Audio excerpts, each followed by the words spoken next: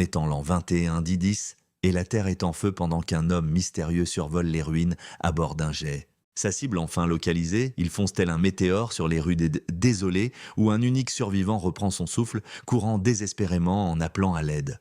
Sa voix résonne d'une terreur pure, car une bête colossale vient d'apparaître et une deuxième créature reptilienne se joint à la chasse.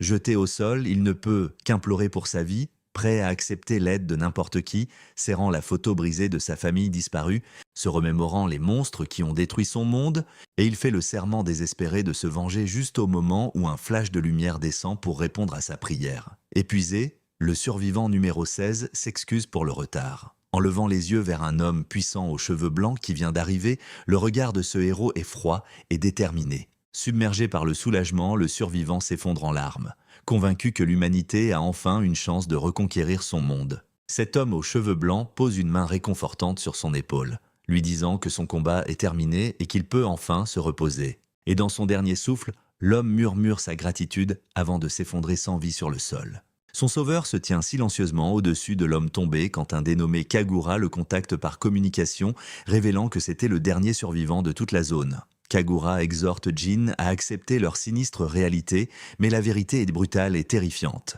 L'humanité est finie. Ce monde a été perdu, conquis par des monstres nés de la pollution et des mutations. Une nouvelle menace est introduite, les monstrueux corrupteurs. Ces créatures possèdent des capacités de régénération terrifiantes, rendant même les armes les plus puissantes de l'humanité inutiles. Alors, l'humanité s'est tournée vers des mesures désespérées, allant même jusqu'aux expériences humaines. Mais le scientifique se lamente que leur solution soit arrivée trop tard, alors qu'il ne restait plus personne à sauver de la dévastation.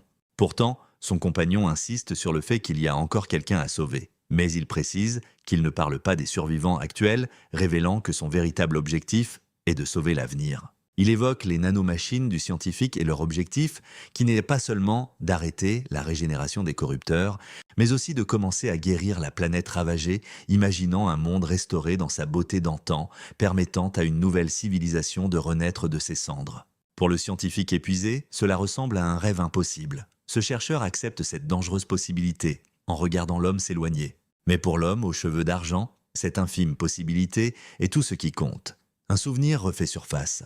Un couloir stérile, l'origine de son pouvoir. Dans le passé, il a préparé l'homme dans un tube de stase pour un besoin futur, convaincu que ce coup de poker était le seul espoir de sauver le monde. Sa mission était de maintenir cette possibilité en vie en activant le sommeil cryogénique. Et le temps avance rapidement vers un monde désolé, envahi par les monstres. Des bêtes de type kaiju dominent maintenant le paysage extraterrestre calciné. La planète elle-même n'est qu'une carcasse rouge mourante dans le vide alors qu'un compteur tourne. Pendant ce temps, à la surface, des créatures gigantesques traquent les ruines de la ville. Les années ont passé, les créatures ont évolué et se sont adaptées à leur nouveau monde, jusqu'à ce que, après une immense période de temps, la planète commence à se guérir d'elle-même. Un nouvel écosystème de bêtes puissantes prospère désormais à travers le pays. Une vie étrange et tordue reconquiert la nature sauvage dans une nouvelle ère. Jusqu'à ce que finalement, après des éons, même ces grandes bêtes tombent en poussière sur le rivage. Le temps continue de s'écouler, la planète est maintenant entièrement restaurée et la vie revient dans un nouveau monde luxuriant. Après 1 milliard d'années, un système s'éveille enfin. Au plus profond d'anciennes ruines, une fille court pour sauver sa vie. Son souffle se coupe dans sa gorge, en proie à une panique totale, alors qu'une bête monstrueuse se rapproche d'elle et de ses amis. Elle pousse un cri, réalisant vers qui il court. Mais son compagnon insiste sur le fait que c'est leur seule chance de survie. Reprenant son courage, elle serre une étrange clé. Concentrée sur son objectif, atteindre le dieu gardien légendaire qui serait scellé derrière ce mur même. Soudain, une voix retentit de l'autre côté, résonnant depuis derrière une porte massive, et elle lève les yeux, le cœur battant d'impatience. Juste au moment où la bête les coince, ne leur laissant aucune échappatoire, une jeune fille implore de l'aide derrière une cage. Ses cris désespérés invoquent leur dieu gardien. Depuis les ténèbres, une voix répond alors que le verre se brise et qu'une lumière éclatante descend pour exaucer leurs prières. Leur foi est récompensée lorsque la menace obscure disparaît. Du caisson de stase brisé, quelqu'un sort, révélant Jin, réveillé dans un futur lointain qui trouve une mallette de rangement laissée pour lui par Kagura. Les moniteurs confirment une vérité incroyable. 100 millions d'années se sont écoulées. Et bien que la plupart des données soient corrompues, l'installation a miraculeusement survécu. Tout ça grâce aux nanomachines dispersées il y a bien longtemps. Maintenant, il doit se fier aux données de mission que Kagura a laissées derrière lui. Mais d'abord, il se tourne vers son public inattendu, complètement imperturbable après son sommeil de 100 millions d'années. Il serre le poing, se sentant prêt pour le monde qui l'attend. Jin se réveille, ayant enfin l'apparence qu'il a toujours été censé avoir, alors que les grandes portes de sa chambre de stase s'ouvrent en grinçant, révélant une lumière aveuglante et un groupe de nouveaux habitants étranges. Ses yeux découvrent ce monde inconnu pour la première fois, une planète qui renaît après 100 millions d'années. Pour ce nouveau peuple, il n'est rien de moins qu'un dieu gardien, et une jeune fille l'exhorte à les suivre dans la forêt. Son esprit fourmille de questions sur cette nouvelle civilisation, tandis qu'elle se demande s'il est vraiment humain, une espèce que l'on croyait éteinte depuis longtemps, ou peut-être une nouvelle créature qui a évolué pour leur ressembler. Les nanomachines ont dû influencer leur évolution, ce qui explique pourquoi ils parlent une langue d'une époque oubliée. Ils se présentent simplement comme étant Jin, et la fille répond « Elle s'appelle Philakama ». Pendant que ses compagnons se nomment Dano et Shandy, Jin demande ce qu'ils veulent, mais Phil dit simplement qu'ils sont presque arrivés. Cette jeune fille lui demande de vaincre le corrupteur, un nom qui fait paniquer son compagnon car leur village tout entier est en proie aux flammes. Les enfants sprintent vers le chaos en hurlant pour retrouver leurs parents. Tandis que Jin observe silencieusement la tragédie qui se déroule, il remarque les simples barricades en bois et les bâtiments primitifs qui brûlent autour d'eux. Réalisant que cette civilisation n'est pas très avancée, la fille se fige soudain d'horreur en voyant la scène. Une femme âgée se bat contre une créature monstrueuse. Leur grand-mère leur hurle dessus de s'être remis en danger et Jin pose enfin les yeux sur le soi-disant corrupteur. C'est le même genre de bête que celle de sa propre époque. Mais la fille refuse de fuir, son corps se met à briller d'une puissante lueur. Une réaction étrange qui pousse Jin à enquêter. En un éclair, Jin intercepte l'attaque du monstre, prenant la vieille femme dans ses bras pour la sauver. Puis il dit à Phil de déchaîner son pouvoir. La nana concentre son énergie dans une sphère de feu et balance la boule de feu directe sur la bête, qui se la prend en pleine poire avec une force explosive. Jin confirme que les nanomachines ont stoppé sa régénération et il se demande comment elle arrive à les contrôler sans être compatible. Il lui demande si ce pouvoir est courant, mais elle lui répond que c'est hyper rare. Ce pouvoir sacré, c'est ce qu'ils appellent le contrôle des nanomachines. Phil débarque en courant, soulagé d'apprendre que les autres ont été évacués. Mais sa grand-mère exige de savoir pourquoi ils sont revenus. Elle déclare d'un air sinistre que leur village est foutu, car la créature qu'ils viennent de buter n'était rien, juste une larve nouveau-née. La grand-mère pige que le corrupteur principal est bien au-delà de leur force, et que bientôt des hordes de ses petits vont déferler sur le village, mais un jeune guerrier lui dit de pas flipper. Il déclare avec assurance qu'il va se faire la petite bête lui-même, pendant qu'un autre villageois confirme que tout le monde est dans l'abri. Ce mec se tourne vers Aka et lui demande où elle était passée, et sa grand-mère l'engueule pour être allée près de la porte scellée interdite. Aka explique à Jin qu'elle suivait une légende à propos d'un sauveur laissant la vieille femme le dévisager complètement sur le cul parce qu'à ses yeux, il n'a pas du tout une gueule de dieu. Ce jeune guerrier arrogant se fout de leur idée, traitant Jin d'espèce inférieure et se marrant de leurs croyances. Alors qu'un petit enfant arrive en courant, insistant sur le fait qu'il est leur dieu gardien, ce guerrier montre les oreilles de Jin du doigt, se moquant de son manque de traits animaux. Mais Aka rétorque que leur dieu a déjà défoncé un corrupteur. Un nouveau guerrier se moque de la menace, se vantant qu'il pourrait s'en occuper les doigts dans le nez. Mais Jin s'avance, son expression grave à en crever. Ce guerrier rejette son aide, le traitant d'étranger issu d'une espèce inférieure et exigeant que Jin ne se mêle pas des affaires de leur village. Il annonce son plan de buter l'énorme corrupteur tout seul, ordonnant aux autres de juste regarder depuis le banc de touche. La grand-mère le traite d'imbécile qui court à sa mort pendant que Jin mate simplement la scène. Elle se tourne vers Jin, le suppliant d'emmener les enfants en sécurité, mais Phil déclare qu'elle va s'occuper du guerrier elle-même. Jin refuse immédiatement de jouer les escortes, ce qui choque la vieille. Phil, elle, insiste qu'elle doit y aller, c'est une question de fierté. Il précise qu'il ne peut pas laisser ce connard mourir après l'avoir insulté. Puis à ce moment-là, une bête colossale émerge de l'eau, sa forme massive et blindée se dressant pour leur faire face. Un jeune guerrier interpelle un monstre dans l'eau, déclarant que son destin est de devenir un chevalier sacré. Et un corrupteur comme celui-ci, c'est de la gnognotte pour lui. Il s'élance donc, prêt à le démolir tout seul. Mais des profondeurs, une menace bien plus grande émerge, lançant des créatures plus petites pour intercepter l'attaquant. Et soudain, le jeune combattant est complètement encerclé, l'obligeant à se frayer un chemin à travers la horde. Il se reconcentre sur sa cible initiale, jurant de porter le coup de grâce, et balance sa lance électrifiée de toutes ses forces. Un tir en plein dans le mille, direct dans la tête de la créature. Avec un sourire suffisant, il porte son attaque dévastatrice, laissant la bête empalée et se tordant de douleur. Pourtant, la blessure mortelle se met à grésiller et à se refermer, et il se retourne, incrédule, en la voyant commencer à se régénérer. Sa blessure complètement guérie, le monstre abat sa griffe sur le guerrier, qui se fige de stupeur alors que l'attaque est soudainement stoppée net. Une barrière lumineuse apparaît alors que Jin retient nonchalamment la griffe massive, laissant le jeune guerrier le regarder complètement ahuri. D'un coup de pied rapide, Jin envoie la créature valser, notant que les autres corrupteurs sont toujours une menace. Il lève un seul doigt, prépare une nouvelle attaque, et un rayon de lumière colossal s'abat sur la bête principale. Ce jeune combattant crie, pressant sa grand-mère de se mettre à l'abri. Au moment où d'autres villageois se précipitent vers le chaos, sa grand-mère et les autres ne peuvent que regarder, bouche bée, complètement incapables de comprendre ce qui se passe. Devant eux, Jin soulève l'énorme corrupteur d'une seule main.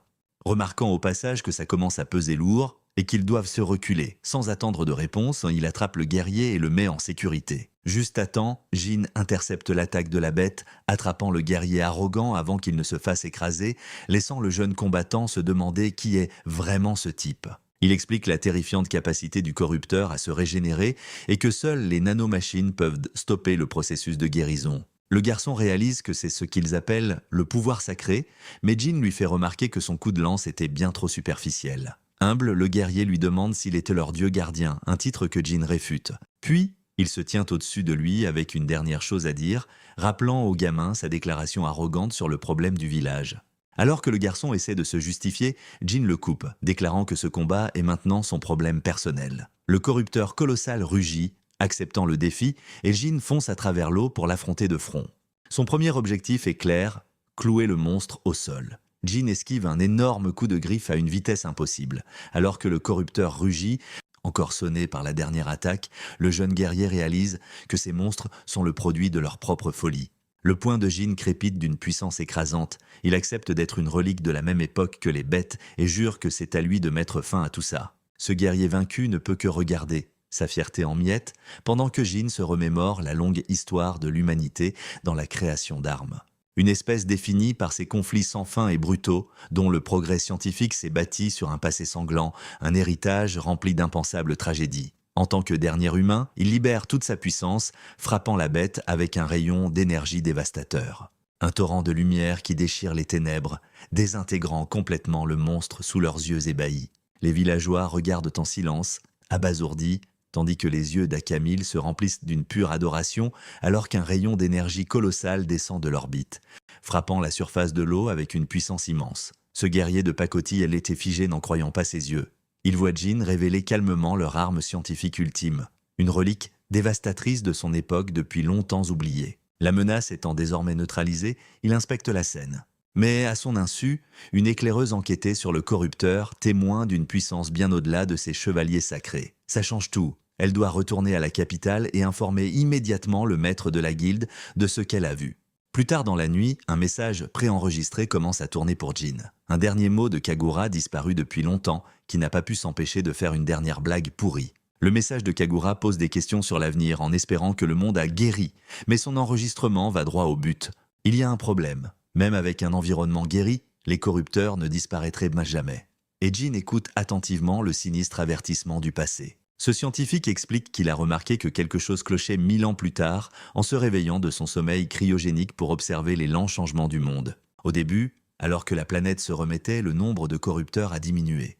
Un satellite a confirmé leur déclin depuis l'espace jusqu'à ce qu'un nouveau type de monstre intelligent soit détecté. Cette créature évoluée était bien plus dangereuse que la précédente. Une nouvelle espèce de corrupteur adaptée à ce nouveau monde. Kagura avoue que leurs capacités sont une menace inconnue et terrifiante. Du coup, sa seule solution était de donner du pouvoir aux nouvelles formes de vie pour qu'elles puissent se défendre et de laisser un dernier cadeau surpuissant, rien que pour Jin.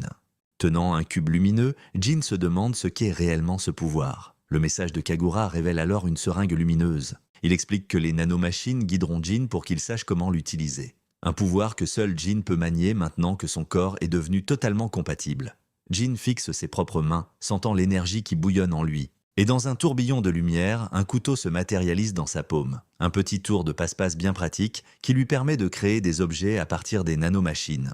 L'hologramme de Kagura révèle qu'il a planqué d'autres bonus de puissance dans des labos aux quatre coins du globe, en les éparpillant pour que les corrupteurs ne puissent pas tout raser d'un coup. Mais il y avait une autre raison pour laquelle il tenait à ce que Jin voie le monde. La scène change et montre des voyageurs près d'une cascade pendant que le message continue d'avertir des menaces futures.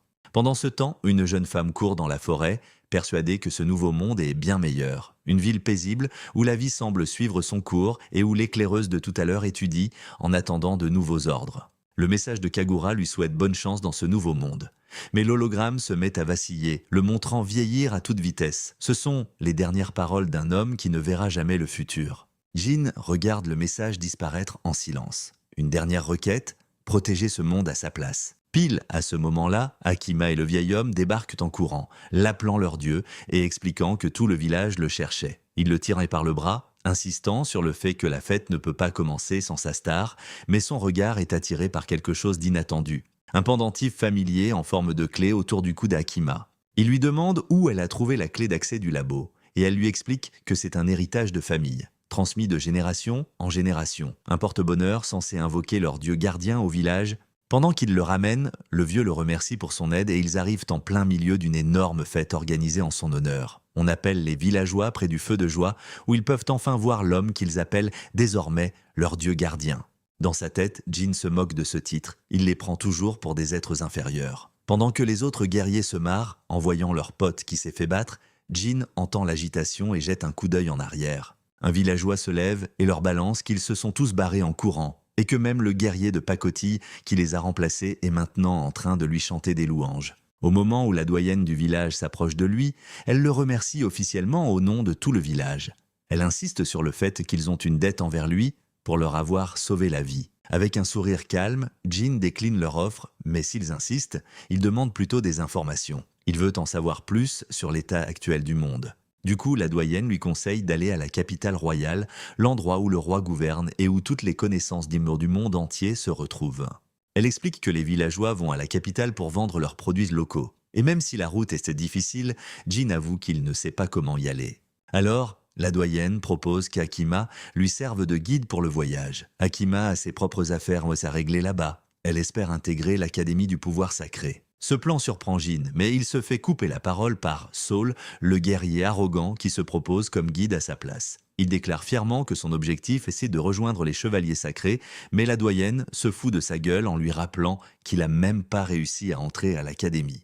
Apparemment, le pouvoir sacré, ça suffit pas pour être admis. Il y a un examen écrit que Saul, comme c'est un crétin, a complètement foiré. La mention de ces chevaliers sacrés pique la curiosité de Jin. Pendant ce temps, un chevalier en armure bleue apprend que le corrupteur a été vaincu. Une info confirmée par l'éclaireuse qui est en route pour voir le maître de la guilde. Il avait foncé sur place sans jamais imaginer que la bestiole se ferait dégommer aussi vite, ce qui a laissé l'éclaireuse sur le cul de croiser un chevalier sacré dans un coin aussi paumé. Une femme en rouge se marre en parlant d'une drôle de coïncidence, alors qu'un monstre se pointe. Mais un chevalier blond débarque soudain et balance un coup surpuissant. Il défonce la bête et écoute l'histoire de la femme avec intérêt. Son récit le convainc qu'il doit rencontrer ce mystérieux personnage en personne. Pendant ce temps, au village, la matinée commence tranquillement. Jin se réveille, profitant de l'air pur de ce nouveau monde, un spectacle magnifique qu'il pensait ne jamais voir. Il aurait tellement aimé que son vieil ami Kagura puisse voir ça aussi. Akima s'approche, toujours en admiration devant leur dieu gardien, et lui propose des vêtements propres pour son voyage. Habillés pour la route, ils se mettent enfin en chemin. Alors que la doyenne demande à Akima de bien faire son job de guide, le guerrier de pacotille râle dans son coin, jaloux de cette opportunité. Mais Jin se tourne vers lui fait un compliment, chose rare, sur ses talents de combattant et lui promet de l'attendre à la capitale royale. Les villageois leur disent au revoir et demandent à Jin de protéger Akima, tandis que son père à elle lui dit de prendre soin d'elle. Après un dernier signe de la main à la foule qui les acclame, ils partent et Akima, toute contente, ouvre la marche. Leur longue marche les fait traverser un monde plein de vie qui se remet doucement et ils s'arrêtent un moment près d'une sublime cascade au coucher du soleil. En repartant, elle montre la route devant eux avec excitation. Le soir, au coin du feu, elle lui demande si la capitale est encore loin et Jin confirme qu'il ne reste plus que quelques jours de marche. Curieuse, Akima lui demande alors pourquoi il veut tout savoir sur le monde. Mais il lui répond mystérieusement que c'est un secret. Il repense alors au sombre avertissement de Kagura. Un rappel que les corrupteurs existent encore à cette époque, alors qu'en théorie, Ils ne pouvaient ne se développer que dans la pollution. Ça veut dire qu'un truc a radicalement changé chez eux. Akima remarque la mine sombre de Jin près du feu, mais en vrai, il est juste soulagé de voir que l'humanité a survécu. Son nouveau but, c'est d'apprendre comment les gens d'ici se débrouillent avec les corrupteurs. Et quand elle lui demande son nom, il lui dit de l'appeler Jin, tout simplement. Soudain, le bruit de chevaux au galop brise le silence, et tous les deux se mettent immédiatement sur leur garde près du feu. Un chevalier à cheval s'excuse de les déranger. Il débarque avec son escouade et leur demande un instant. Le chef du groupe a un regard perçant et intense, ce qui pousse Jin à lui demander froidement qui il est. Le mec se présente, Argus Wilton, capitaine des Chevaliers Sacrés, et là, Jin pige que ce sont les fameux guerriers de ce monde. Une des subordonnées d'Argus le fusille du regard, verte de rage devant l'attitude désinvolte de Jin envers son capitaine. Mais Argus, lui dit calmement de se calmer. Il demande poliment un instant de leur temps, mais Jin reste sur ses gardes pendant que le capitaine s'excuse pour le comportement de sa subordonnée. Le chevalier leur demande alors d'où ils viennent et où ils vont, et Akama, toute nerveuse, explique leur voyage depuis le village de Kodama. Un rictus cruel se dessine sur le visage de la subordonnée qui flaire un piège. Sautant de son cheval, elle déclare avoir trouvé ses cibles, les accusant de mentir car aucune espèce dite inférieure n'est recensée là-bas. Cette révélation sur les registres de naissance stricts prend Jin au dépourvu, mais Argus rembarre immédiatement sa subordonnée. Il fait remarquer que les vêtements d'Akama sont une spécialité connue de ce village. Un tissu rare qui prouve que son histoire est vraie, ce qui cloue le bec à la chevalière en colère. Pourtant, la main d'Argus se resserre sur son arme. Son attention se porte maintenant entièrement sur Jin, s'interrogeant sur les vêtements étranges et inconnus que porte notre gars, révélant que des bandits utilisent des enfants pour attaquer les voyageurs sur cette même route. Ce saint chevalier prévient que certaines créatures feignent la faiblesse avant de frapper. Et bien qu'Akama insiste sur leur innocence, Argus répond que c'est lui qui en jugera, la laissant impuissante face à son autorité, serrant les dents de frustration. Dans un geste désespéré, Akama libère une vague de pouvoir sacré, un spectacle que Jin observe d'un regard froid et calculateur, ce qui pousse les autres chevaliers à invoquer des lances d'énergie en guise d'avertissement. Sa puissance les surprend et ils notent qu'elle a un potentiel prometteur. Mais Jin est le plus intéressé par la force de ces soi-disant saints chevaliers. L'attention d'Argus se reporte brusquement sur Jin, sentant que son adversaire est puissant, et il exige de savoir d'où il vient, la lame pointée sur lui. Sa réponse décidera s'il vit ou s'il meurt, ici et maintenant. Le regard de Jin reste complètement imperturbable face à la menace mortelle. Alors que le chevalier répète sa question, son épée toujours pointée, jurant une fois de plus de l'exécuter sur le champ, Jin se contente de le fixer du regard, pas du tout impressionné. Le regard froid de Jin croise celui du capitaine et Argus le dévisage avec la même intensité. Calmement, notre gars dit qu'il vient du village de Kodama. Cette affirmation met la chevalière hors d'elle, qui crie au mensonge, mais Argus accepte son histoire sans discuter. Un autre chevalier se tourne vers Akama pour confirmation et elle présente fièrement Jin comme leur dieu gardien. Ce nouveau titre attire l'attention du capitaine. L'interrogatoire terminé, Argus s'apprête à partir en s'excusant pour la grossièreté de sa subordonnée. Il apprend que Jin se dirige aussi vers la capitale et lui propose son aide à l'avenir pour se faire pardonner. Alors que les saints chevaliers s'apprêtent à partir, sa subordonnée bout de rage laissant Jin avec un léger sourire indéchiffrable. L'escouade s'éloigne à cheval pendant qu'Akama se demande pourquoi il a lâché l'affaire. La chevalière furieuse traite Jin d'espèce inférieure suspecte, une phrase qu'Argus se répète doucement avant de demander à sa subordonnée qui est vraiment l'être inférieur. À sa grande surprise, la chevalière elfe, Ria, est d'accord avec leur capitaine déclarant calmement qu'il n'a pas entièrement tort. Jin rompt la tension en demandant si Argus a senti sa puissance et de son côté, le capitaine admet qu'il a tenté de passer à l'action 3 fois. Dans un flashback, on voit Argus, son épée prête à frapper. Sa main serrait la poignée avec une force immense, mais la propre main de Jin brillait déjà d'énergie. Le capitaine explique que Jin a réagi avant même qu'il ait pu commencer quoi que ce soit, confirmant à Ria qu'il avait même essayé d'utiliser son pouvoir sacré. Sa subordonnée est abasourdie qu'il n'ait même pas pu l'activer. Et Argus ajoute qu'il a essayé la même chose sur Akama, mais que les esprits l'ont rejeté. Une révélation qui laisse les deux chevaliers bouche bée. Argus explique l'énorme fossé qui sépare leur pouvoir sacré, un niveau de force que seul le grand capitaine pourrait égaler, laissant ses subordonnés complètement scotchés par la révélation. La chevalière furieuse admet qu'elle n'a absolument rien senti, mais il la rassure en lui disant que Jin jouait simplement dans une autre catégorie. L'escouade soupçonne maintenant que c'est Jin qui s'est chargé du corrupteur de Kodama. Pourtant, Argus décide de le laisser filer pour l'instant. Leur propre mission à la capitale est la priorité, et il fait la leçon à sa subordonnée, lui disant de juger le caractère et non la puissance, alors que le titre de dieu gardien résonne dans sa tête. Le capitaine se demande si cet être surpuissant pourrait devenir un allié, et peut-être même aider à résoudre les plus grands problèmes du royaume. Pendant ce temps, Akama qualifie Argus de chevalier à part, expliquant qu'il est l'un des meilleurs de l'élite. Puis elle fait l'éloge des Nlars spirituels chez Jin, un terme qu'il ne connaît pas. Akama explique que le pouvoir sacré consiste simplement à emprunter la force des esprits. Et Jin réalise qu'il confonde ces nanomachines avec ces esprits. Dans cette nouvelle ère étrange, la science est indiscernable de la magie. L'insulte de la chevalière à propos des « espèces inférieures » résonne dans son esprit, le poussant à demander à Akama ce que ce terme signifie réellement. Il se demande si de nombreuses races différentes existent dans ce monde maintenant. Et elle confirme que oui, allant des êtres aux allures de poissons aux créatures insectoïdes. Il y a longtemps, sa grand-mère lui a raconté que les gens étaient confinés dans de petites zones, leur corps se transformant peu à peu pour s'adapter à leur nouvel habitat. Jin comprend qu'il s'agit d'une adaptation environnementale, signifiant que l'humanité a survécu et a évolué sous ces nouvelles formes. Il demande alors ce qu'il est advenu de ceux qui ne se sont pas adaptés, les soi-disant espèces inférieures. Ceux qui n'ont pas pu changer ont été laissés pour compte, considérés comme inférieurs. Une sombre réalisation s'impose, ce préjugé a mené à l'esclavage. Mais Akama insiste sur le fait qu'il est mal de maltraiter quelqu'un juste parce qu'il est différent. Jin constate que tout le monde à cette époque est complètement taré, mais il offre à Akama un compliment rare et rassurant. Leur voyage est interrompu par une silhouette qui titube sur la route, une vision qui les met tous les deux en alerte. Un voyageur aux cheveux bleus s'effondre devant eux, poussant Akama à se précipiter, inquiète. Jin, cependant, reste prudent et observateur. Il analyse l'état de l'étranger, couvert de bleu et bien amoché. Son regard se bloque sur ses oreilles pointues, caractéristiques. Réalisant que cette personne n'est pas humaine, il note que les blessures semblent graves.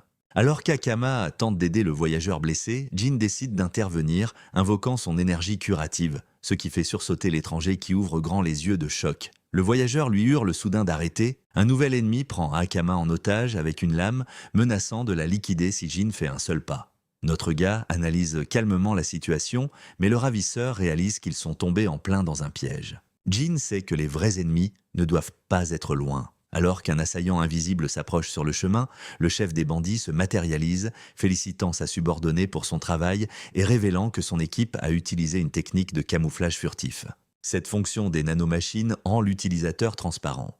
Les bandits encerclent maintenant Jin, le questionnant sur ses origines. Le chef lui colle une lame sous la gorge, l'avertissant de ne pas bouger, lui rappelant que la vie d'Akama ne tient qu'à un fil. Soudain, la main d'Akama commence à briller d'un pouvoir sacré. Et Jin crie son nom, alarmé, la voyant terrifiée, mais prête à riposter. Le chef des bandits avertit Jin que son pouvoir n'est pas conçu pour les humains.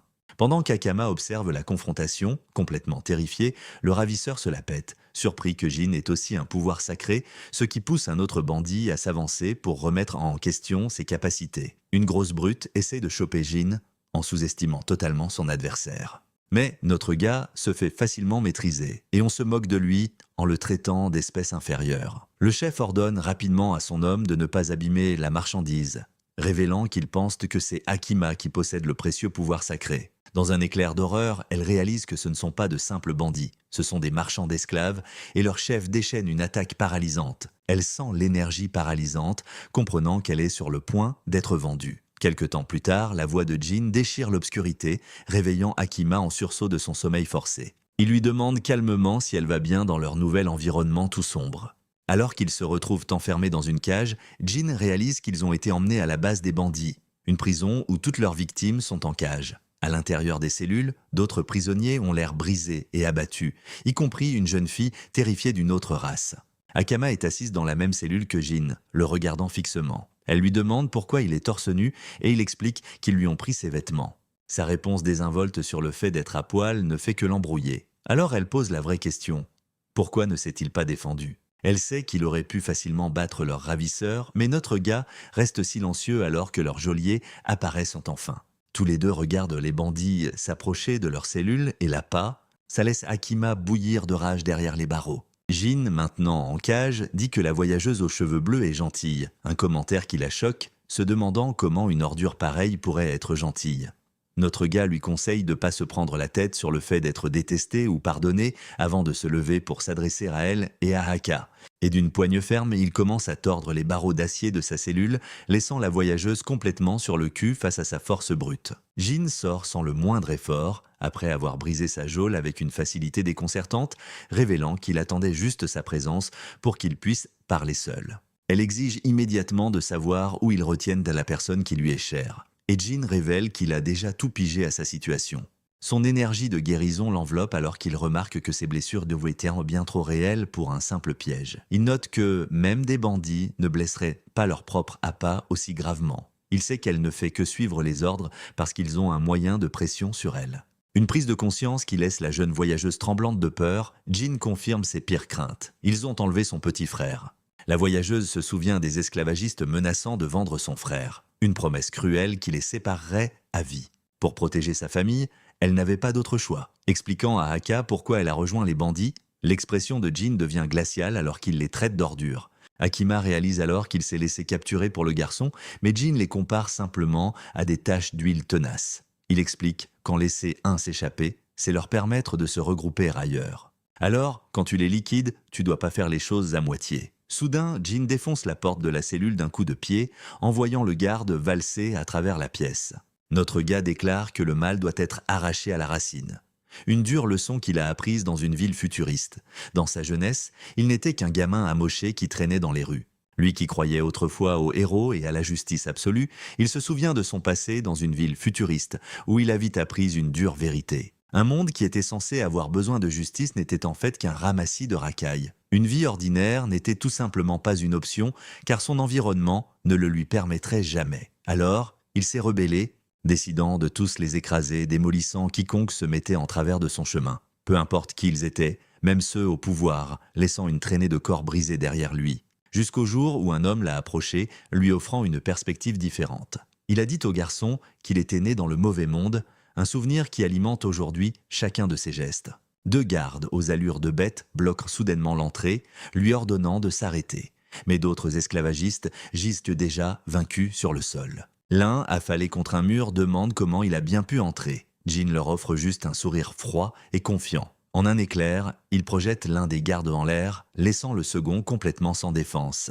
Son partenaire ne peut que regarder, en proie à une terreur absolue, tandis que l'esclavagiste demande ce qu'il est, bordel. Un seul coup suffit pour mettre fin au combat. Un cri résonne dans la prison, surprenant les autres captifs, et la voyageuse aux cheveux bleus reconnaît ce son instantanément, demandant à Haka ce qu'est son partenaire, un dieu gardien. Haka répond avec une foi totale, disant que tout ira bien, puis dit à tout le monde de suivre le plan de Jin et de sortir. Mais la voyageuse sait que le chef possède un immense pouvoir sacré, persuadée que la force brute ne suffira pas. Ce chef des bandits supplie pour sa vie, implorant Jin d'attendre.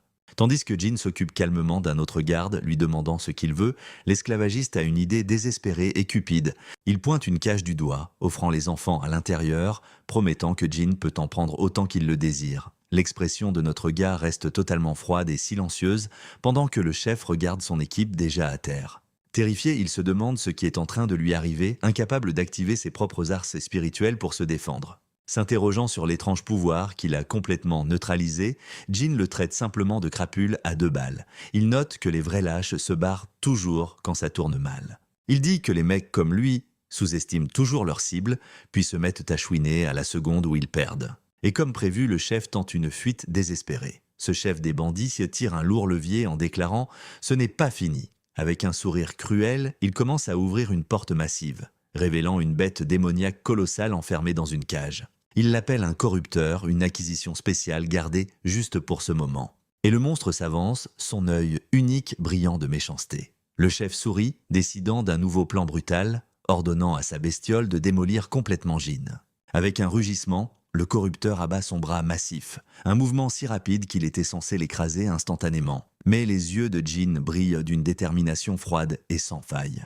Il intercepte le coup dévastateur d'une seule main, laissant le chef des bandits totalement sidéré par ce qu'il voit. Notre gars révèle qu'il est né avec un corps surhumain.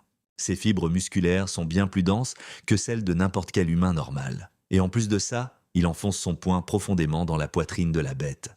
Jean explique que contre les corrupteurs, il doit utiliser le pouvoir sacré, déclenchant un rayon massif qui anéantit complètement la bête, laissant le chef des bandits sans voix sur le sol. Cet homme réalise avec horreur que Jean manie aussi le pouvoir sacré et notre gars lui demande froidement quel est son prochain coup. Terrorisé, le chef des bandits se met à bégayer, suppliant désespérément qu'on le laisse partir. Pour toute réponse, il se prend une droite en pleine poire. Une fois le chef réglé, Jean se rhabille tranquillement après avoir récupéré leurs fringues volées. Il se tourne ensuite vers les enfants en cage, leur disant d'attendre encore un peu, sous le regard plein d'espoir et de larmes du petit frère de la voyageuse. D'abord, il doit trouver des preuves de leur crime, et il tombe sur une clé étrange et un document dans une boîte. Et en le lisant, il sent que quelque chose cloche sérieusement. Il trouve un document couvert de symboles bizarres, et avec un sourire confiant, il a l'air de tout comprendre avant d'admettre qu'il ne peut pas en lire un traître mot et décide de demander des leçons à Haka. Plus tard, son attention se porte ailleurs, il se demande ce que les bandits comptaient faire avec un corrupteur capturé. Pour trouver des réponses, il pose une main sur les restes de la bête, accédant aux nanomachines qui flottent dans l'air. Un système qui aurait dû stocker jusqu'à une semaine d'images. Alors qu'il examine les données, une voix du passé s'adresse à un seigneur lui demandant pourquoi il capture une telle créature. Mais le noble aux oreilles de chat se contente de donner un indice cryptique, promettant que quelque chose d'énorme est sur le point de se produire dans le pays. Jean absorbe cette nouvelle information troublante. Son enquête le mène à une ville voisine où les enfants libérés sont maintenant rassemblés en sécurité. De retour en ville, les bandits capturés sont remis aux autorités. C'est alors que la voyageuse aux cheveux bleus pousse un cri de surprise quand son petit frère, Nino, court vers elle en criant de joie. Submergée par l'émotion, elle se précipite pour le serrer dans ses bras, le tenant fort contre elle, juste reconnaissante qu'il soit enfin en sécurité. Elle se tourne pour remercier Jean, qui rejette humblement ses louanges, mais l'attention de notre gars se porte sur les hommes qui s'occupent des prisonniers. Il demande à Akima qui ils sont, et apprend que ce sont des membres de la guilde qu'elle a fait venir. Parmi eux se trouve le maître de la guilde de la ville, un homme à cornes qui rédige un rapport. Ses yeux perçants analysent de toute la scène d'un regard sérieux, et Jean lui demande directement s'il est ça le responsable, ce que l'homme confirme.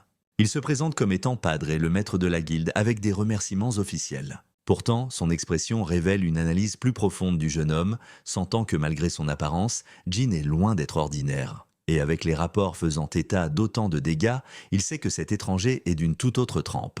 Un officiel de la guilde à cornes explique que le seigneur local n'a aucune autorité pour effectuer des captures, déclarant que la gestion de tels crimes est le travail de la guilde qui a prêté serment au roi et que même si le seigneur lui-même était un criminel, il serait tenu de le dénoncer. Jean pige vite la dynamique du pouvoir. Le seigneur, c'est le maire.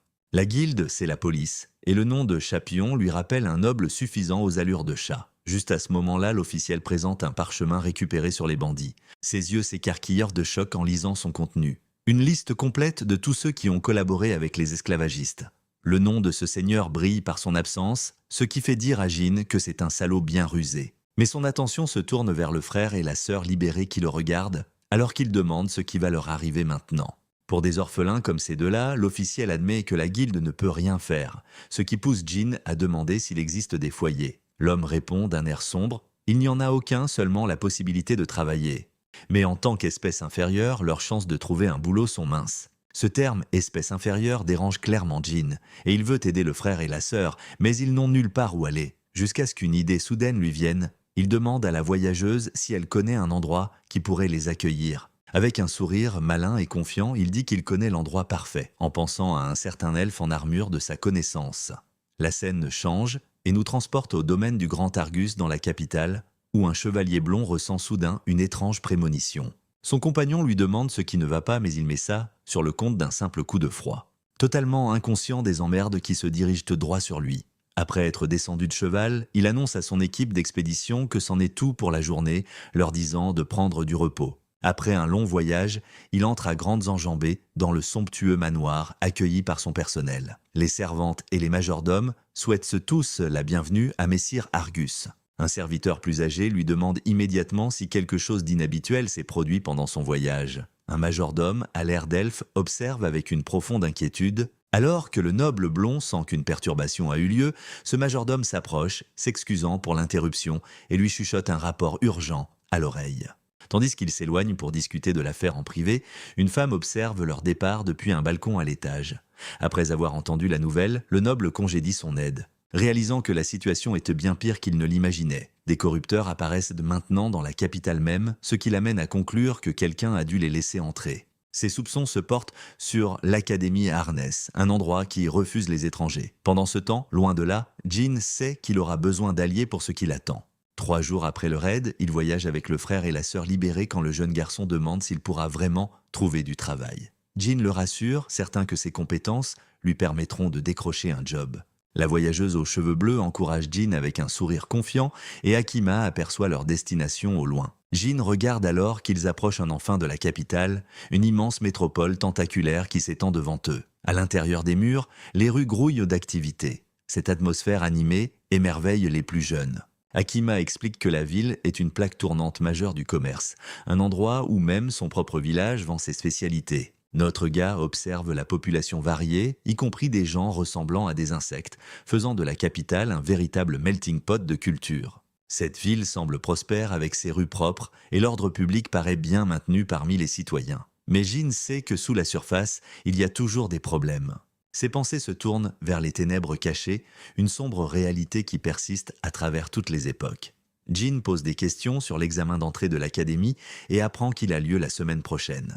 Et alors qu'ils s'éloignent, une femme de la noblesse critique leur projet de s'inscrire, son expression devenant glaciale à l'idée qu'une espèce inférieure puisse les rejoindre. Plus tard dans la soirée, le groupe arrive dans une auberge confortable où le frère et la sœur libérés célèbrent leur nouvelle sécurité. Ils sont fous de joie d'avoir enfin un vrai lit pour dormir. Maintenant, dans la capitale, Jin réfléchit à sa prochaine étape, réalisant qu'il aura besoin d'argent pour survivre dans cette nouvelle ère. La récompense pour avoir vaincu les bandits ne durera pas éternellement. Et il doit encore assurer un avenir pour les 2 enfants. Il se dit que rencontrer un certain chevalier serait le chemin le plus rapide. Mais sans relation, cette option est pour l'instant inaccessible. Il décide de faire d'abord des recherches sur les corrupteurs de cette époque, surtout que des gens essaient de les exploiter à des fins louches. Et il sait qu'il ne peut pas laisser une menace aussi dangereuse sans surveillance. L'expression de Jin est sombre, son esprit entièrement concentré sur sa mission. Jurant que cette ère ne subira pas le même sort que la sienne. Pour démarrer ses recherches, il demande à Aka comment les gens trouvent des infos et elle lui explique que les livres sont rares, mais que son village partageait ce qu'ils avaient. Puis, elle se souvient que la capitale a une bibliothèque pour la recherche, une nouvelle piste qui pique immédiatement la curiosité de Jin.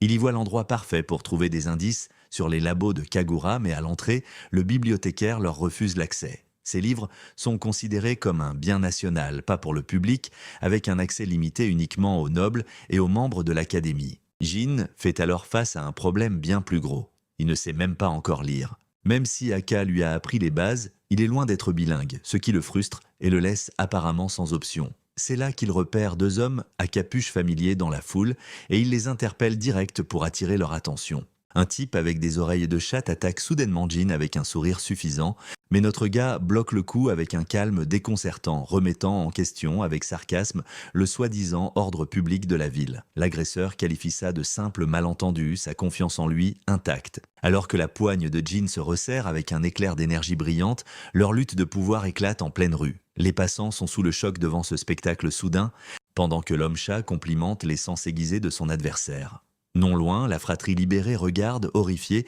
le pouvoir sacré se déchaîner. Son partenaire révèle que leur client considère Jin comme une plaie, confirmant à notre gars que ces voyous ont été engagés. Un petit sourire narquois apparaît sur son visage, car ça lui fait gagner du temps. L'agresseur lui offre un choix simple, quitter la capitale ou affronter le danger. Il fonce alors sur lui avec un rire menaçant, prêt à faire monter la sauce, mais son deuxième coup est arrêté tout aussi facilement. Jin attrape le type en pleine chute, sa poigne est comme de l'acier. Un cri d'agonie s'échappe des lèvres de l'homme, son acolyte riposte en déchaînant une explosion de feu. La boule de feu fonce droit sur un Jin stoïque, l'engloutissant dans une énorme explosion de flammes. L'agresseur a un sourire suffisant, croyant sa victoire assurée, mais une main sort de la fumée et lui attrape le visage, complètement imperturbable face à l'attaque surpuissante. Il dit au type de revenir quand il sera plus fort, lui lançant un défi s'il ose réessayer. Le mec, terrifié, réalise que Jin n'est pas une espèce inférieure quand une voix leur ordonne soudain d'arrêter le combat alors qu'une femme en armure exprime son agacement face à ce raffut. Elle menace de les jeter tous en cellule jusqu'au dernier. Mais Jin révèle que tout ça n'était qu'un spectacle délibéré. Une chevalière aux oreillons de chien apparaît, pointant un doigt accusateur sur Jin. En pleine rue, elle le traite à nouveau d'espèce inférieure, son visage se tordant en un sourire condescendant. Elle l'accuse de foutre le bordel dès son arrivée dans la capitale, se moquant de lui car il ne connaîtrait pas sa place. Mais un témoin aux oreilles de lapin s'avance pour le défendre, expliquant que Jin n'a fait que se défendre. Au sol, un des hommes vaincus reconnaît la chevalière qui confirme qu'ils sont des étudiants de l'académie Arisk. Cette nouvelle la frustre clairement, espérant que la dame ne soit pas impliquée, et elle ordonne rapidement qu'on embarque les étudiants. Jin demande pourquoi une sainte chevalière est en patrouille, ce qui la pousse à prétendre qu'elle ne faisait que passer en cherchant à grailler. Pourtant, son regard perçant s'attarde un instant sur lui, admettant silencieusement qu'il est incroyablement fort. La chevalière l'avertit d'éviter de créer d'autres problèmes dans la capitale. Mais Jin l'arrête pour lui demander une faveur, laissant la femme en armure complètement déconcertée par sa demande. Peu après, ils arrivent au magnifique domaine d'Argus, où Jin fait une proposition directe et audacieuse, être engagé. Le chevalier blond est abasourdi quand Jin lui rappelle son offre d'aide précédente, puis il remarque les 2 enfants qui accompagnent le groupe. Notre gars explique qu'il les a sauvés des bandits dont on les avait prévenus, mentionnant au passage qu'il s'est occupé des criminels lui-même. Cette révélation choque le chevalier qui réalise que Jin les a combattus tout seul. Il s'enquiert alors de la situation de la fratrie, ce qui pousse Jin à déclarer que son but est de leur trouver un endroit où bosser. La chevalière aux oreilles de chien souligne qu'il n'a aucune obligation envers eux, mais Jin déclare qu'il ne fait jamais les choses à moitié. Une déclaration qui laisse les 2 chevaliers sans voix face à sa conviction. La fratrie libérée écoute avec des expressions pleines d'espoir. Le noble chevalier leur offre un foyer et du travail dans son domaine, mais sa générosité a une condition. Il veut que Jin devienne instructeur.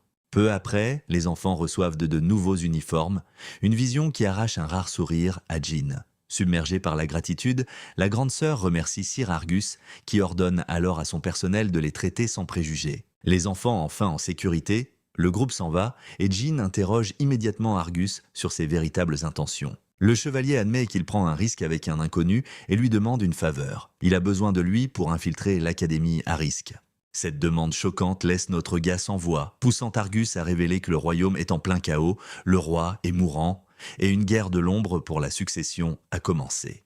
Dans l'ombre, un conseil secret complote pour s'emparer du royaume, utilisant des corrupteurs pour semer le chaos et piéger des innocents. Jin réalise qu'un seigneur corrompu n'est pas le seul ennemi, sachant que des forces dangereuses œuvrent dans l'ombre de la capitale.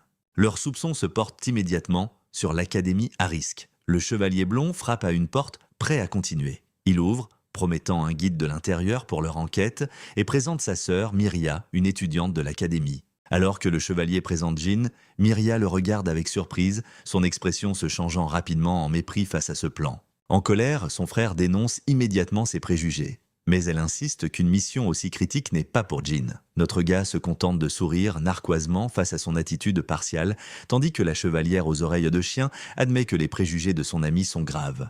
Myria insiste alors auprès de son frère, exigeant qu'il reconsidère son choix. La noble dame révèle que le job comporte une autre tâche, l'enseignement. Elle se moque, doutant qu'une espèce inférieure ait le talent d'enseigner. Quand Akka révèle accidentellement que Jin ne sait même pas lire, cette nouvelle pousse la noble à le rejeter, le jugeant indigne de la moindre discussion. Mais Akka le défend avec passion, proclamant sa grandeur. Jin et la noble échangent un regard tendu et silencieux. Elle finit par concéder qu'il est assez fort pour tenir les étudiants en respect, mais insiste sur le fait que la force brute ne fait pas un prof. Plus tard, le chevalier blond a l'air complètement exaspéré. La chevalière aux oreilles de chien réalise que Jin était la cause de l'incident avec les étudiants. Tandis que sa compagne s'excuse pour leurs actions, Jin demande ce qu'il enseignerait en tant qu'instructeur, et le chevalier confirme qu'il s'agit de sa maîtrise des arts spirituels. Sa seule tâche serait d'enseigner les bases de chez base, ce qui ne demande que la maîtrise de 2 des 4 éléments fondamentaux. La question toute simple de Jin laisse le chevalier sur le cul, bluffé par son assurance. Celui-ci lui demande alors s'il maîtrise aussi les arts spirituels spéciaux, un truc super rare, réservé uniquement aux combattants les plus exceptionnels de l'époque. Notre pote se contente de sourire, trouvant le défi intriguant, et déclare qu'il est prêt à faire voler en éclats les idées reçues de ce monde. Une semaine plus tard, les examens d'entrée commencent à l'académie Arisk, où les étudiants, pleins d'espoir, font la queue pour s'inscrire. Et à l'intérieur, une candidate se concentre à fond sur son épreuve écrite. Pendant ce temps, Jin et Argus sont escortés dans un grand couloir, accueillis par un responsable de l'académie qui reconnaît l'emploi du temps chargé du Saint Chevalier. Jin demande à Argus quel est son rôle dans tout ça. Il apprend qu'un chevalier est envoyé chaque année en tant qu'instructeur spécial. Ce responsable met Jin d'un air clairement sceptique, doutant qu'il soit à la hauteur. Alors que notre pote reste silencieux sous cet examen intense, laissant l'homme méditer sa décision avec un malaise visible. Un serviteur à tête de chat les conduit vers une grande porte, annonçant que la directrice est prête à les recevoir. À l'intérieur, une femme à l'air sévère les dévisage depuis son bureau. Argus salue la directrice de l'académie d'une révérence formelle qui se souvient de ses impressionnants résultats scolaires. Elle le remercie pour ses services continus au royaume avant d'admettre avoir entendu des rumeurs sur ses récentes activités, notant qu'il est coincé entre la lutte contre les corrupteurs et les querelles politiques. La directrice tourne ensuite son attention vers la raison de leur visite. Son regard est perçant et analytique alors qu'elle jauge la situation. Notre pote se tient silencieusement sous son regard intense, un candidat muet pour une mission très dangereuse. Finalement, Jean brise le silence avec une grande assurance, poussant Argus à se porter garant de ses capacités exceptionnelles, surtout en ce qui concerne le pur talent au combat. La directrice accepte la proposition à contre-cœur pour le moment, mais un instructeur à tête de loup s'oppose immédiatement à la décision, déclarant que la prestigieuse académie n'a jamais embauché une espèce inférieure pour enseigner. Il explose de fureur, les accusant de salir le nom de l'école, ce qui pousse la directrice à demander l'avis d'un autre seigneur. Ce noble à tête de chat est d'accord, invoquant les origines nobles des élèves, et prévient qu'il y aura un retour de bâton de la part des étudiants comme des profs. Le conseil étant d'accord, la directrice admet qu'elle pense la même chose. Pourtant, elle se tourne vers Jean, lui offrant une chance de parler. Notre gars fait un pas en avant avec assurance dans la salle, se présentant formellement comme Jean Shadow du village de Kodama. Son sang-froid impressionne la directrice, qui remarque son calme malgré les insultes, et Jean pose une question bien sentie sur leurs préjugés, demandant s'il est considéré comme inapte à cause de sa race ou de son manque de talent. La directrice a un petit sourire, confirmant que seul le talent compte dans son académie. Le responsable exige qu'il prouve ce qu'il vaut, alors Argus propose un test sur le terrain d'entraînement. Un instructeur à tête de chat explique que le campus est quasi désert pour les examens, ajoutant avec un sourire narquois qu'au moins, ils ne se taperont pas la honte en public. Jean reste complètement imperturbable face à l'attitude condescendante alors que les règles du duel sont établies dans l'arène. Un combat direct est le moyen le plus rapide de juger de sa valeur. Non loin de là, un groupe d'étudiants se rassemble. Attirée par le combat d'entraînement, l'une d'entre eux faisant remarquer qu'elle n'a jamais vu cet instructeur se battre.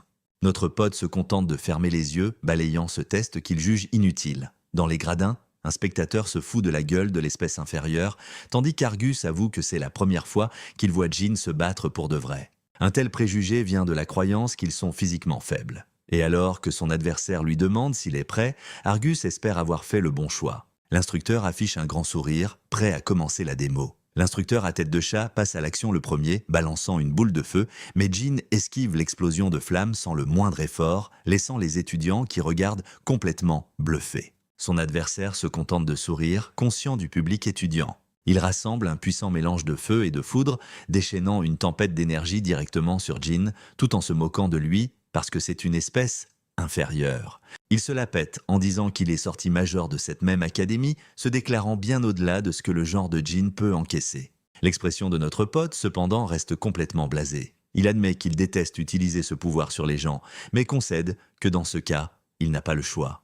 Une étrange énergie bleue crépitante se rassemble dans sa main alors qu'il se prépare à montrer une fraction de sa véritable force et le sol même se fissure sous sa pression immense. Argus regarde la scène avec une incrédulité totale tandis que Mia voit l'instructeur s'effondrer, vaincu en un instant. Le chevalier demande si Jean a utilisé la gravité, un art spirituel qu'il n'a jamais vu.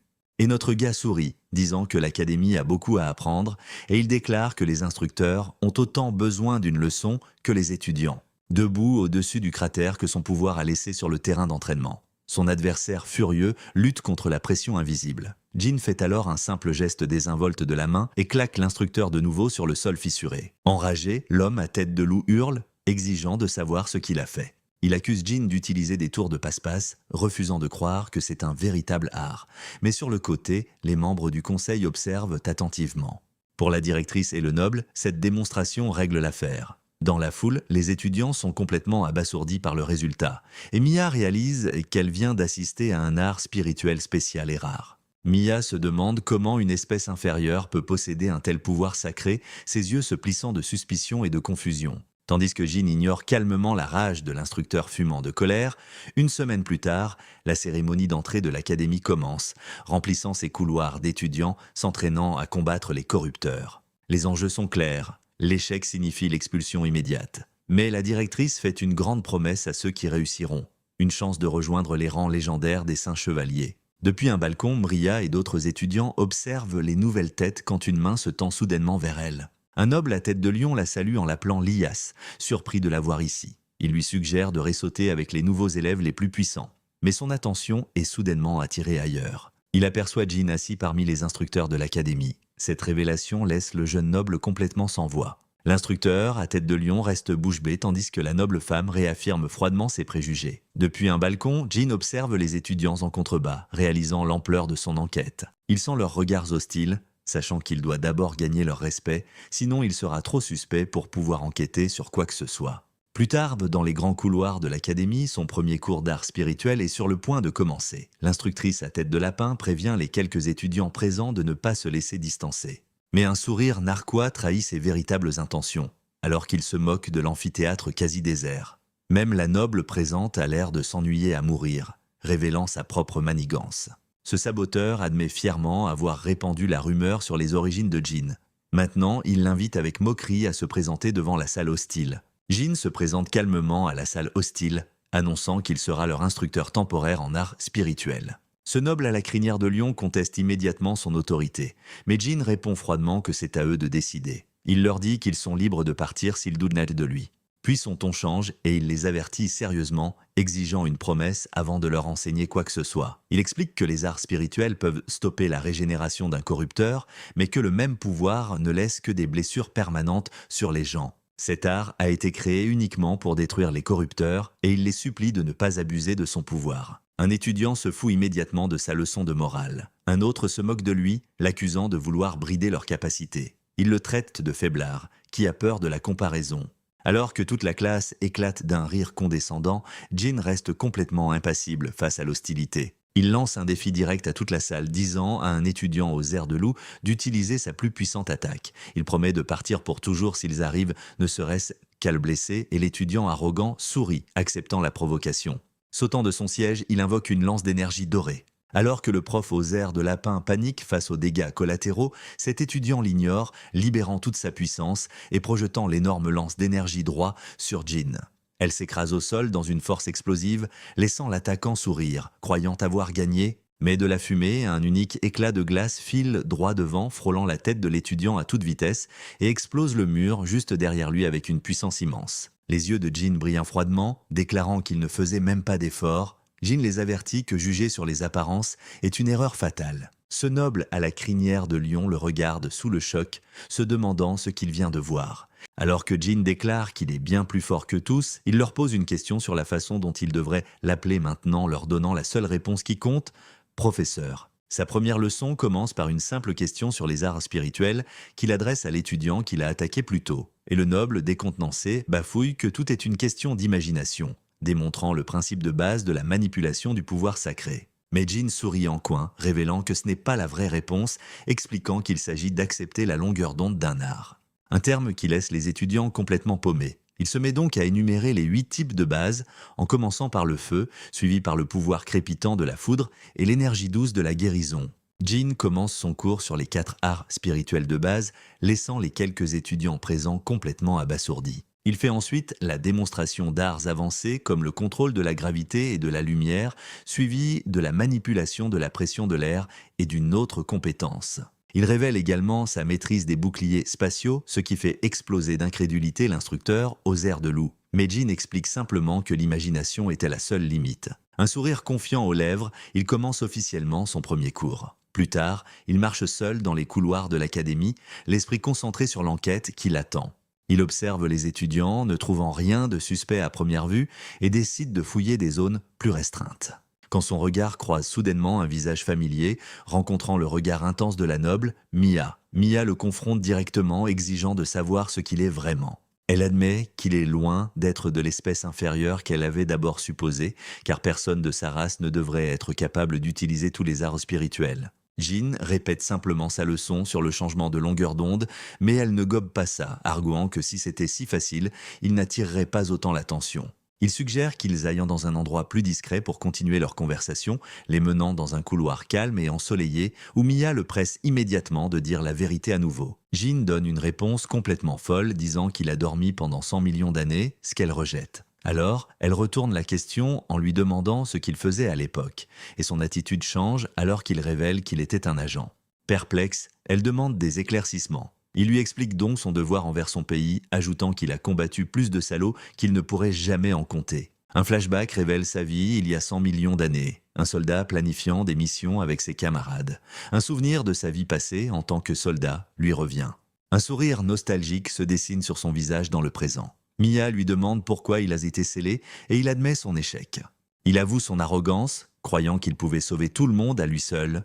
Mais cet orgueil a mené à un monde envahi par les monstres. Maintenant, il dit qu'il a accepté ce poste parce qu'il pourrait avoir besoin de son aide, bien qu'elle en doute, lui proposant de lui servir de guide. Alors qu'ils marchent ensemble, il la conduit dans une pièce sombre et oubliée, expliquant que c'est juste une réserve pour les professeurs. Jin regarde autour de lui, sentant que quelque chose cloche dans cet endroit, son regard tombant sur une étrange statue de hibou sur une étagère. Ses yeux se plissent dans une réalisation soudaine, mais Mia révèle qu'elle a mené sa propre enquête. Elle lui montre un plan avec une pièce secrète juste à côté d'eux. Reconnaissant que c'est suspect, Jin tend la main vers le hibou. Une bibliothèque cachée s'ouvre, révélant un passage sombre, et Mia admet que son intuition sur cet endroit était la bonne.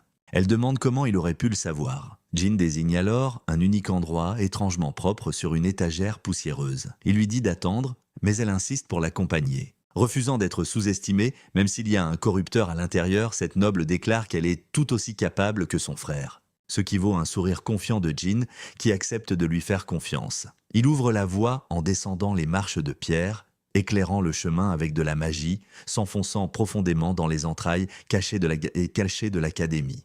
Ce tunnel sinistre semble tout droit sorti d'une histoire de fantaisie, poussant Mia à l'interroger sur son expérience dans la lutte contre un tel mal et s'il a déjà des suspects.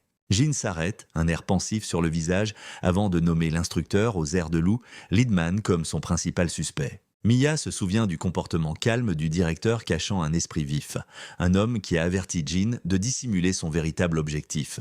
Au départ, elle pensait que Jin était le suspect, mais maintenant elle pense qu'il est trop transparent pour être une menace. Il la conduit dans un passage souterrain sombre, un immense espace caché qui la laisse complètement stupéfaite, mais Jin se fiche soudainement. Sentant quelque chose devant lui, ses yeux s'écarquillent harpis de choc face à une découverte incroyable. Devant eux se dresse une porte de coffre-fort massive, l'un des labos de recherche cachés de Kagura. Une faible lueur bleue révèle ses défenses nanotech, une révélation qui laisse Mia totalement sans voix. Elle demande s'ils peuvent entrer, mais Jin explique qu'il a son propre type de clé d'accès. En voulant attraper l'appareil sur son col, il pige que la clé d'accès a dû être héritée par quelqu'un d'ici. Et si c'est le cas, il a sa propre méthode pour entrer. En posant sa main sur le coffre-fort, il utilise sa propre autorité ancestrale et la porte massive gronde en s'ouvrant lentement, révélant une chambre secrète au duo abasourdi où un corrupteur monstrueux est retenu captif. Myria contemple la scène avec une horreur absolue. Elle lui demande comment il a ouvert sans clé, mais il se contente de dire qu'il est spécial. Ce mot, ancestral, finit par faire tilt dans son esprit, et elle se demande si son histoire sur le passé était vraiment vraie. Jin l'ignore, passant devant une bête reptilienne en cage. Il observe une salle remplie de monstres emprisonnés, mais un truc cloche vraiment dans cette scène, parce qu'aucun des corrupteurs n'essaie de s'échapper. Ils sont tous assis, amorphes dans leur cage. Jin se plante devant une monstruosité en cage, se demandant comment on a bien pu la maîtriser. À ses côtés, Myria réalise que les soupçons de son frère étaient justes depuis le début. Elle suggère d'attendre que le cerveau de l'opération se montre, mais Jin la remballe direct, insistant pour qu'ils éliminent les corrupteurs d'abord. Choquée, elle lui demande s'il va laisser le vrai coupable s'enfuir. Mais il lui fait remarquer que les étudiants seraient les premiers à y passer s'ils se déchaînaient. Il soutient que même son frère ferait passer la sécurité des gens avant tout. Et même si elle essaie d'accord, Jin avoue qu'il a un très mauvais pressentiment. Son instinct lui hurle que ce labo est la clé de tout.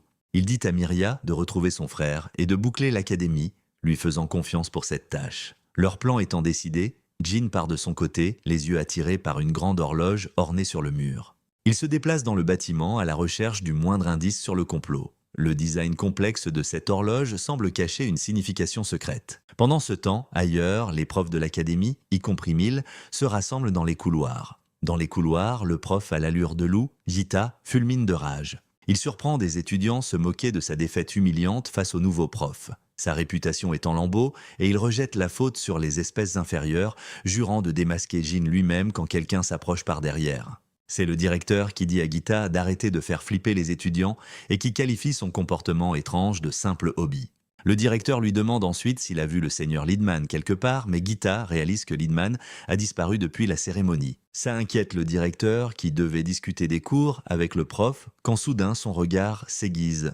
Sentant une perturbation, il repère une énergie sombre et crépitante au-dessus d'une tour lointaine. Pendant ce temps, une étudiante blonde monte 4 à 4 un escalier sombre sortant d'un passage secret, complètement en panique. Elle s'arrête pour reprendre son souffle, le cœur battant la chamade, déterminée à trouver son frère pour tout lui raconter quand une voix la glace sur place. Myria jette un œil au coin du mur, le visage blême de peur, car, debout devant elle, se trouve l'instructeur à l'allure de loup, Lindman. Un sourire sinistre s'étire sur son visage, confirmant leur pire crainte. Ailleurs, Jin entre dans un couloir high-tech et sombre, son expression se durcit en découvrant la scène. Devant lui se trouve un énorme noyau rouge pulsant câblé au labo, un organe grotesque qui semble presque vivant. Il se demande si c'est encore une des créations de Kagura. Il accède rapidement à un terminal voisin pour trouver des réponses.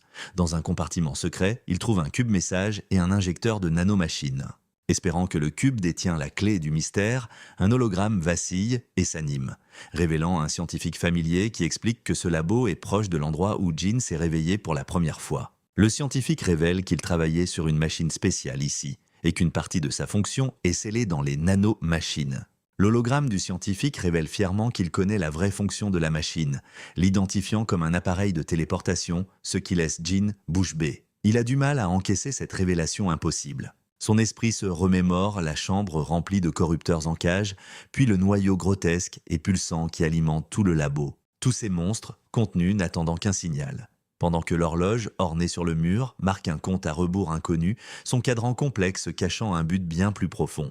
Devant le terminal, Jin fixe le noyau tandis que les pièces du puzzle s'assemblent. Son expression se durcit face à la terrible vérité. Cette technologie était un projet antique inachevé datant d'il y a 100 millions d'années. Et maintenant, il fait le lien avec les attaques de corrupteurs dans la capitale. Il pige que c'est exactement comme ça qu'ils sont tous arrivés. L'hologramme confirme sa théorie, liant le labo au monstre.